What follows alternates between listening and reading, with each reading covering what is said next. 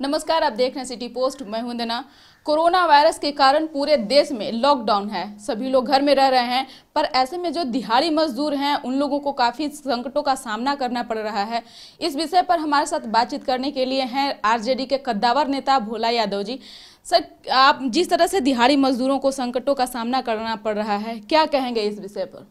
देखिए, बिहार के लोग देश के हर एक राज्यों में काम करने के लिए जाते हैं, रोजी रोजगार के लिए जाते हैं। उसमें से एकाएक जो ये कोरोना के लेकर के बंदी हुई है, उस बंदी में जो लोग उनको ले गए, जो जो फैक्ट्री या जो कल कारखाना काम करवाने के लिए उनको ले गए, वो एकाएक बंद हो गया। उन लोगों को काम मिलना बंद हो गया। उन लोगों को भोजन का दिक्कत हो गया। नतीजा ये हुआ, जो वो लोग जहाँ थे वहीं असुरक्षित अपने आप को महसूस करने लगे। माननीय देश के प्रधानमंत्री बार बार संदेशा दे रहे हैं, जो जहाँ हैं घर में लॉकअप रहें, लॉकडाउन रहें, बाहर नहीं निकलें। लेकिन उसके साथ साथ उनको उन राज्यों को भी हिदायत देना चाहिए, जो ऐसे लोग जो भूखों सो रहे हैं, उनके खाने का भी बंदोबस्त राज्य सरकार करे। जिसका नतीजा हुआ, जब उन लोगों को भोजन पर लाले पड़ने लगे, तब वो लोग घर से बिलबिला करके भागना शुरू किए। कुछ लोग तो पैदल चल रहे हैं। हालांकि मैं उनकी हिमायती नहीं हूँ, मैं उनके इस कर्तव्य का बड़ाई नहीं कर रहा हूँ, बल्कि कहीं न कहीं वो लोग गलत स्टेप उठाए हैं। यदि जहाँ थे वहीं रहते तो कोई न कोई इंतजाम सोशल सामाजिक तौर पर या नहीं तो व्यक्तिगत तौर पर जरूर किया जाता। लेकिन उन लोगों को अधीर होने से ये इतना बड़ा संकट पैदा हो गया है, जो सब वहाँ से चल करके बस अड्डे में, रेलवे स्टेशन पर जगह बे जगह असेंबल हो रहे हैं। जिसका नतीजा है, एक तरफ हम लोग सामाजिक दूरी बना करके इस बीमारी से निजात पाना चाहते हैं, दूसरी तरफ असेंबल हजारों के तादाद में लोग एक एक जगह पर असेंबल हो रहे हैं। तो ये दुर्भाग्य का विषय है। इतने बड़े वायरस से, कोरोना वायरस से लड़ने के लिए इस तरह का असेंबल होना राज्य के लिए, देश के लिए हितकर नहीं है। इसको हम निश्चित तौर से उनसे अपील करना चाहते हैं, उन मजदूरों से, जो भाइयों जहाँ हैं जैसे हैं वहीं रहिए, अपने घर को फ़ोन कीजिए, अपने राज्य के आपके जो विधायक हैं उनको फ़ोन कीजिए। यदि किसी भी तरह का दिक्कत है तो निश्चित तौर से वहीं पर वहीं के लोगों के द्वारा आपका इंतजाम भोजन का करवाया जाएगा। लेकिन आप हटे नहीं, वहीं रहें। यदि मकान मालिक किराए के लिए तंग करते हैं तो उनसे भी अनुरोध मैं करता हूं आपके माध्यम से, जो वो किराया तब तक ना मांगे जब तक लॉकडाउन न टूट जाए। लेकिन उन राज्य सरकार से भी मेरा अपील है, जो लोग घर छोड़ करके पलायन कर गए हैं, जहां हैं वहीं पर उनको ठहरने रहने का बंदोबस्त करें। नहीं तो जैसे वो दूरी ट्रेवल करेंगे, कोई ना कोई कोरोना वायरस से पीड़ित हो जाएंगे और पता चलेगा जो थर्ड स्टेज का जो कोरोना है वो हमारे देश में भी आ जाएगा और हम लोग इसको रोक नहीं पाएंगे। इसीलिए सभी राज्य सरकार का ये नैतिक दायित्व है।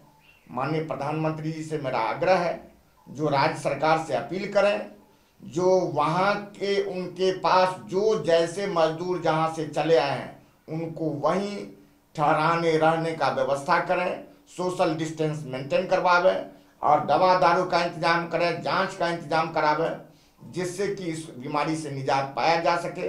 अन्यथा यदि ये लोग ट्रेवल करते रहेंगे तो इस बीमारी को रोक पाना मुश्किल है। सर, क्या लगता है कि मुख्यमंत्री से कहीं, राज्य के जो मुख्यमंत्री उनसे कहीं चूक हो गई है? ये डिसीजन पहले ही ले लेना चाहिए था। निश्चित तौर से राज्य के मुख्यमंत्री जी से ही नहीं, बल्कि केंद्र सरकार से भी चूक हुई है, जो सीधे लॉकडाउन तो कर दिए लेकिन उसके इफेक्ट पर हमने ध्यान नहीं दिया जी। जो उसका क्या क्या इफेक्ट होगा, कहाँ कहाँ उसका प्रभाव पड़ेगा। यदि इसका आकलन पहले से किया जाता तो निश्चित तौर से ये भयावह स्थिति नहीं होता और कोरोना से जितना हम लोग संजीदगी से लड़ रहे थे, उसमें हमको ये बुरे दिन देखने को नहीं मिलते। जी, जिस तरह से राज्य सरकार जो योजनाएं चला रहे हैं और जो केंद्र सरकार योजनाएं चला रहे हैं, इस पर आप क्या कहेंगे कि लॉकडाउन में बहुत सारी योजनाएं चल रहे हैं, तो उससे कितना लोगों को लाभ मिल रहा है, आप क्या कहेंगे? देखिए, लाभ कितना मिल रहा है नहीं मिल रहा है उससे बहुत मायने नहीं रखता है। जो योजनाएं चला रहे हैं चलावे, जितना उनको समझ है उस हिसाब से चलावे, लेकिन जब तक इंसान भूखा रहेगा, भूखों मरने से बेहतर बीमारी से मर जाना ज्यादा श्रेष्ठ समझता है जी। तो भूखों ना मरना चाहता है। यदि भूख का इंतजाम कर दे तो सारा रूल रेगुलेशन सही हो जाएगा। लोग बिलबिला बिलबिला करके फोन कर रहे हैं जो मैं चेन्नई में हूँ, मुझे खाने का कोई इंतजाम नहीं है, हमको मिल मालिक छोड़ करके चला गया है। इसीलिए उनसे मेरा आग्रह है जी, उन राज्य सरकार से आग्रह है, जो तत्काल ईयर मार्क कीजिए जो कहां कहां पर दूसरे राज्य के मजदूर हैं और उन सब जगहों पर भोजन का प्रॉपर इंतजाम कीजिए, जिससे कि वो लोग कहीं पलायन नहीं कर सके। मकान मालिक, वहां के मकान मालिक को हिदायत दीजिए जो आप किराया ना मांगे, इन लोगों को रहने दें, इन लोगों को खाना पीना का इंतजाम करावे। इस चीज पर निश्चित तौर से ध्यान देना चाहिए, और यदि नहीं दिया जाएगा तो ये और बड़ा रूप लेगा, क्योंकि हम लोगों के लेबर क्लास के लोगों में बहुत समझ नहीं है। हम लोग जो मान के चल रहे हैं, जो सब लोग समझदार हैं, जैसे कहे वैसे रह जाएंगे, ऐसी बात नहीं है। इस इफेक्ट को निश्चित तौर से सरकार को समझना चाहिए, जो बंद होने के बाद क्या क्या इफेक्ट पड़ेगा। जी, कोरोना वायरस ये जंग छेड़ने से पहले ही नेता प्रतिपक्ष तेजस्वी यादव ने अपने नेता और कार्यकर्ताओं से अपील किए थे कि जिससे जो मदद जान पड़े वो उस वहां पे मदद करें। तो किस तरीके से भोला यादव जी किस तरह से मदद लोगों को कर रहे हैं? देखिए, हम सुबह उठते हैं, सुबह से लेकर के रात सोने तक अपने क्षेत्र का, बिहार का जो भी फोन आता है, खास करके बाहर के जो लोग उड़ा रहे हैं, हमारे बहुत से लोग बम्बई में हैं, बहुत से लोग चेन्नई में हैं, बहुत से लोग आपको गाजियाबाद में हैं, बहुत से लोग दिल्ली में हैं, इस तरह से गुवाहाटी में हैं। वहाँ इन सब जगहों से फ़ोन हमें आना शुरू हो जाता है, जो हमको खाने का प्रॉब्लम है, हमको मकान मालिक तंग कर रहा है।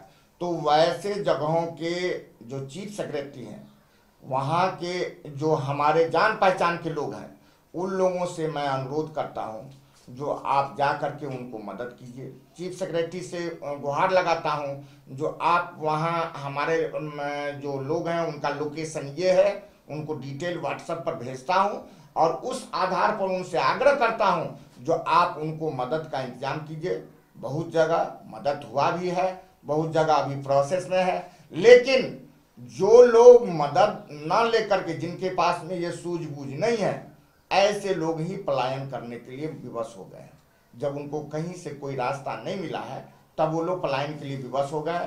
वैसे भाइयों से मेरा अनुरोध है, अभी भी यदि कहीं से पलायन करके जहां है वहां ही स्थिर हों, कहीं स्थिर हों। और वहां की राज्य सरकार से मेरा करबद्ध निवेदन है, जो ऐसे लोगों को गलत भटकावे में न डालें, जो आपके लिए बस मंगा रहे हैं, आपके लिए कार मंगा रहे हैं, आपको भेजने का इंतजाम कर रहे हैं, ये गलत र्यूमर न फैलावें, बल्कि उनको ठहरने का इंतजाम वहीं करवा करके वहीं खाने पीने का बंदोबस्त करावें, दवा दारू का इंतजाम करावें, उनके जांच का व्यवस्था करावें। और निश्चित तौर से इस कोरोना से लड़ने में तभी हम सफल होंगे, अन्यथा नहीं सफल होंगे। जी, मेरा एक सवाल है कि जिस तरह से लॉकडाउन को सफल बनाने में पुलिस प्रशासन अपना पूरा बल लगा दी है और ऐसे में कुछ लोग इस नियम का पालन नहीं कर रहे हैं, उन लोगों को आप क्या कहना चाहते हैं? देखिए, पुलिस प्रशासन जितना मेहनत कर रहा है उसका जितना तारीफ किया जाए कम नहीं है, लेकिन कहीं कहीं वो लोग भी स्टेप से ज़्यादा बढ़ जाते हैं। उनसे मेरा अनुरोध है जो एक सीमा तक ही उनका भी होना चाहिए। और निश्चित तौर से पुलिस प्रशासन यदि किसी को हिदायत दे रहा है तो उसके जीवन के लिए हिदायत दे रहा है, उनके भविष्य के लिए, उनके परिवार के लिए हिदायत दे रहा है। इस चीज को समझना चाहिए, और यदि इस चीज को नहीं समझते हैं तो निश्चित तौर से उनके जीवन खतरा में पड़ेगा।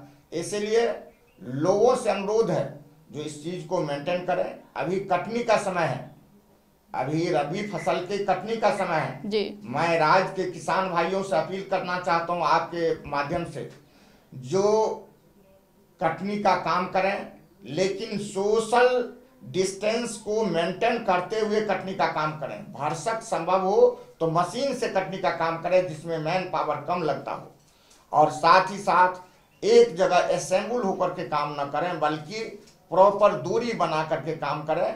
यदि फसल कटेगा नहीं तो आम आदमी खाएगा क्या जी। इसीलिए मैं किसान भाइयों से भी अनुरोध करता हूं और वहां के राज्य प्रशासन से, जिला प्रशासन से भी अनुरोध करना चाहता हूं, जो किसानों पर जो डंडा बरसा रहे हैं फसल काटने के लिए जो जा रहे हैं, ऐसा काम न करें बल्कि उनको कोऑपरेट करें। यदि सोशल डिस्टेंस मेंटेन करने में गलती कर रहे हैं तो उनको माइकिंग करके समझाइए, बताइए जो आपको इस तरह से काम करना है, और यदि फिर भी गलती करते हैं तब दंडात्मक प्रयोग कीजिए। अन्यथा गाहे बगाहे यदि खेत में लोग गेहूं का कटनी कर रहे हैं उस पर जाके लाठी बरसाना शुरू कर देते हैं, ये कतई उचित नहीं है। पुलिस भाइयों से अनुरोध है, जो अन्न जब घर में नहीं आएगा तो हम आप खाएंगे क्या जी, इसलिए इस काम में मदद करें। मेरा लास्ट क्वेश्चन ये है कि लॉकडाउन में भोला यादव जी अपने घर में किस तरह से सावधानियां बरत रहे हैं कोरोना वायरस ये संक्रमित बीमारी को लेकर? हम लोग सब मिला के स्टाफ सहित 9 लोग हैं जी। 9 लोगों का खाना एक जगह बनता है जी। प्रॉपर तरीके से हम लोग रह रहे हैं और खाना पीना सब लोग खाते हैं। दिन में 5 से 7 बार साबुन से हाथ धोते हैं। सैनिटाइजर तो कहीं मिल नहीं रहा है जी। तो सैनिटाइज तो हम लोग नहीं कर पाते हैं, मास्क भी नहीं मिल रहा है। ये राज्य सरकार का स्थिति है, किसी भी दुकान में उपलब्ध नहीं है। हमारे सामने दवा का दुकान है, कहीं नहीं उपलब्ध है। तो जो कर सकते हैं वो कर रहे हैं, प्रॉपर दूरी बना करके बैठ रहे हैं। हमने इस कार्य में आगे बढ़ाने के लिए माननीय मुख्यमंत्री जी ने तो बाद में घोषणा किया 50 लाख, हमने पहले 25 लाख अपने ऐच्छिक कोष से ये दान के रूप में दिया हूँ, और उसको माननीय मुख्यमंत्री जी 50 लाख किए हैं तो 50 लाख के लिए भी हम लोग देने के लिए तैयार हैं उनके अनुरोध पर। और अपने हमारा जो विधायक के रूप में वेतन मिलता है उसका 1 माह का वेतन सबसे पहले मैंने घोषणा किया, और हमारे नेता तेजस्वी प्रसाद यादव जी ने और मैडम श्रीमती राबड़ी देवी जी ने घोषणा किया, जो हम लोग 1 माह का वेतन मुख्यमंत्री राहत कोष में देंगे, और वो हम लोग देने का काम किए हैं। और निश्चित तौर से हम लोग इस काम में लगे हुए हैं जो सोशल डिस्टेंस मेंटेन हो, और अपने घर से बैठ करके अपने क्षेत्र का और अपने समाज का, अपने राज्य के लोग जहाँ जहाँ हैं उन लोगों का हाल समाचार लेते हैं, और जहाँ जिनकी जो आवश्यकता है दूरभाष के माध्यम से उसको पूरा करने का कोशिश करते हैं। जी, बहुत बहुत धन्यवाद सर।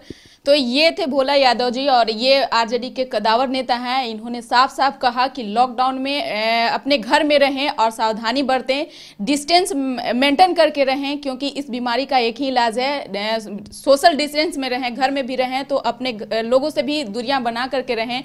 और साथ ही दिहाड़ी मजदूरों को भी लेकर के इन्होंने बहुत सारी बातें बताई हैं। तो इस खबर को खूब शेयर कीजिए, हमारे चैनल को सब्सक्राइब कीजिए, बेल आइकन जरूर दबा दीजिए। आपका सहयोग समर्थन लगातार सिटी पोस्ट को मिल रहा है, आगे भी सहयोग बनाए रखें ऐसे ही। धन्यवाद।